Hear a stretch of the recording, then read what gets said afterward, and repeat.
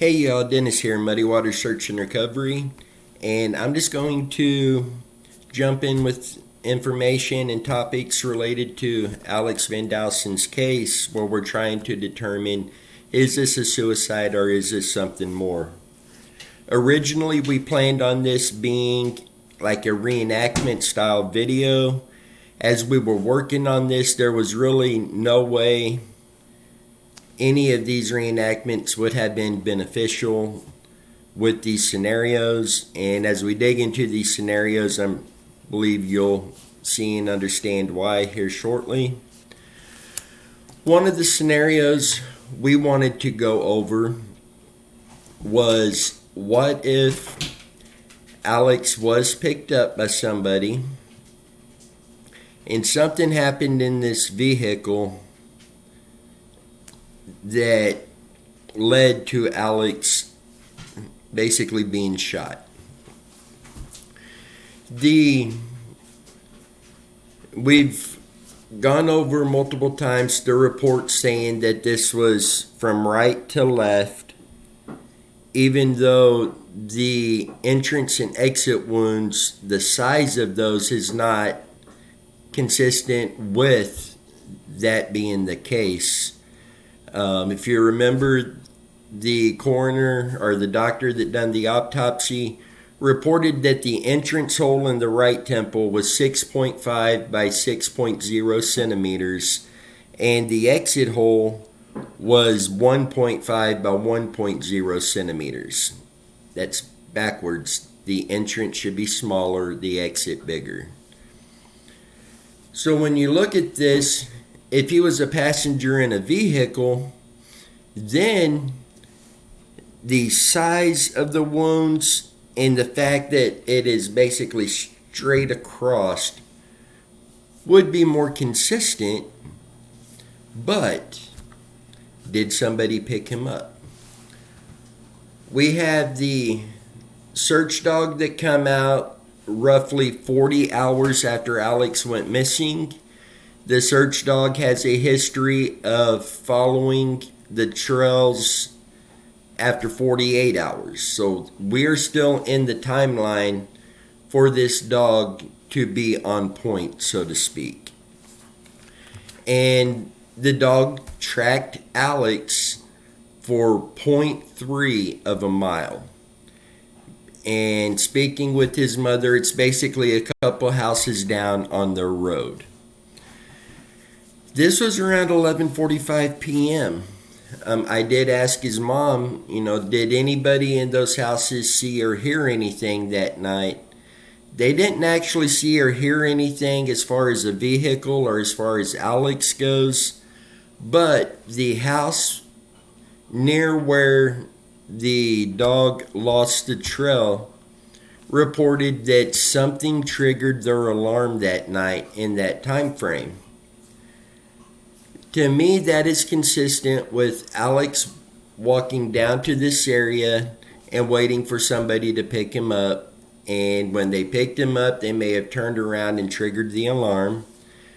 There are two people who would have picked Alex up down the road versus coming to the house. And the reason why, I don't want to get into, that's kind of personal for the family, but one of them involves a restraining order, the other one involves a trespassing order. They're not allowed on that property. And the fact the family does have security cameras, they're not going to come down and be on camera and jeopardize those orders. So that would be consistent with Alex waiting down the road for a little bit for them to show up to get him, triggering the alarm as they're turning around to leave,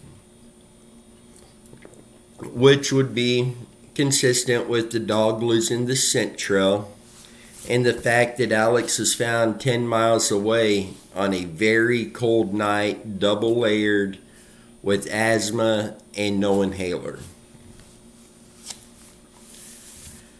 So while this scenario would be possible with the left to right as far as what the actual entrance wound may be and exit, what sizes. This is a possibility. Obviously, the detectives and the doctor who done the autopsy must have disagreed at the time, but this one is a possibility in my opinion. And one of our viewers, and I don't want to mention your name without your permission on here. If you don't mind me giving your name when I discuss this, stuff like this, please let me know so I know that it's okay to do that.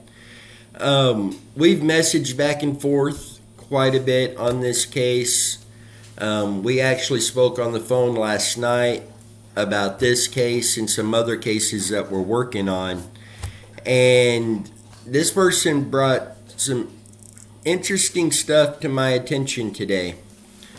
And this person went on and was able to find that if this was a 9mm, like the reports say, then this would have had to have been a full metal jacket round because no fragments were found. Number one, the casing would have been found with the metal detector, obviously. But the 9mm full metal jacket round, the hole that round is going to leave is 0.635 centimeters. That is from a 9mm. The smallest wound hole on Alex was 1.5 by 1.0 centimeters.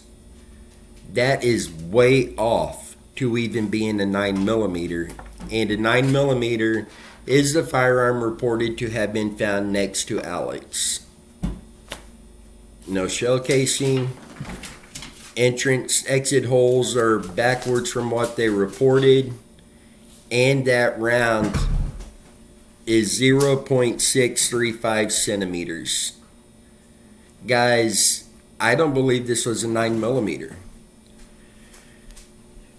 This is more of like your .45 caliber. The 1.5 by 1.0 centimeter entrance hole, that's going to be more of your .45 caliber. It's not going to be your 9mm. This information alone, to me, really tears the story from the detectives and from the doctor doing the autopsy. This really shreds their stories, in my opinion. None of this adds up to being a self-inflicted suicide with a 9mm, exit entry holes messed up or crossed backwards. I don't know how, I don't know why they come out with that. Maybe they just didn't think anybody would really look into it. But, it's plain as day. This was, number one, not a 9mm. Number two, it was not self-inflicted. It would have been impossible. And with that, I want to mention Alex's mother contacted me and said that Alex normally wears wrist braces on both wrists, and especially when it's cold out. He had seen doctors multiple times for injuries to both wrists, and the doctors now believe that he had arthritis in both wrists and hands from previous injuries. She said Alex was very adventurous and accident prone like many of us.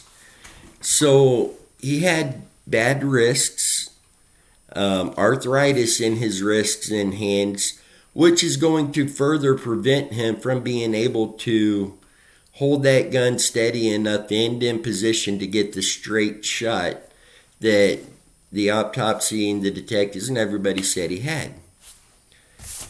it's this whole thing just, at this point, it's not even frustrating, it's heartbreaking that they would come out with this. Another thing we discussed was blood splatter. And I don't want to go too graphic here, but if he's laying in a foot of snow and he was shot there on location, there would have been blood splatter. And that is not mentioned anywhere in the reports. Not even when it goes into forensic side of this, it's never mentioned. Did they just not put it in the report? Was it not there? There is so much more that should have been done on this case. And this person that I've been talking to on this case, and we've been talking back and forth with this, he also shared a document with me that he found. And the detective had told Alex's mother that they no longer test for gunpowder residue because it doesn't hold up in court. So no law enforcement agency ever uses this anymore. Well, the individual I'm talking to, one of our viewers here, shared a document with me that shows otherwise. Not only did this person contact the Attorney General in Indiana and confirm they do still use this test, this document confirms it as well and puts it as protocol. You know, it doesn't take very long to do this test. It is done on site and the results are instantaneous. You could have known within a couple minutes if Alex had fired a firearm that night. Never done the test, and then lied about the reason why they didn't. You know, and I don't feel personally that the detectives and law enforcement, I don't believe that they've done this out of malice or anything like that. I think they just didn't do their jobs. I will say that I did look into hate crimes in that area and have determined a startling number that hate crimes is on the rise in that area. But with this case, I'm not really seeing that. I'm just seeing a detective that may have went off the past where Alex had had suicidal thoughts before. Alex sought professional help on this. He was on medication to help him with this. I think that detective just knew the past, showed up to the scene, seen a gun laying beside a body, and just said, oh, suicide. Did not do his job. Obviously, by his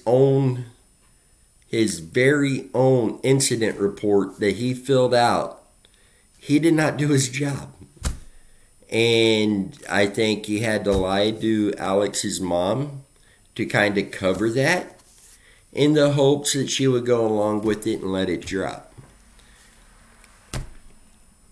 I believe Alex's mom needs all the attention on this case that she can get so she can get this case reopened. We will do everything in our power. I'm saying we, Megan is here at the table with me. But I've let her know we will do everything in our power to help her get this case out there. I'm willing to talk to whoever she needs me to talk to share our findings with. Whatever it takes. This case needs to be reopened. My opinion, 100%, Alex did not commit suicide. And I've been saying I'm not going to stress my opinions just yet, but I'm personally out of options on this. I believe this is not suicide. It was not the 9mm that was found on scene. It was a different gun, a larger caliber. I believe Alex was murdered, in my opinion.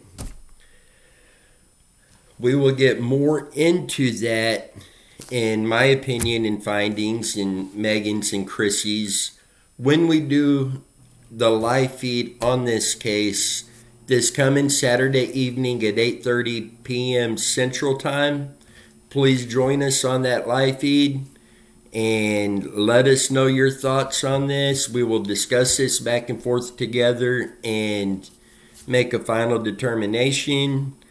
And I plan on sending a full report of all of our findings and the evidence to back that up to Alex's mother by Sunday evening. There will likely be one or two more videos that we release leading up to Saturday on this case. Saturday, once we do the live feed, initially for us, that was basically going to be it. We would have done everything that we could have done to find what happened one way or the other, and then get the report to Alex's mother and, let it be. At this point, I don't know if I can let this go like that. In fact, I can tell you I cannot. Alex deserves more. His family deserves more. Ultimately, they deserve the truth. And nothing I have seen in these reports, including the autopsy report, nothing can be verified as the truth. So with this, check out our feature videos on this case this week. Join us on the live feed Saturday night, 8:30 p.m. Central Time. And until then, thoughts and prayers going out to Alex's family. You guys stay safe. And let's continue to work and find the answers on this case.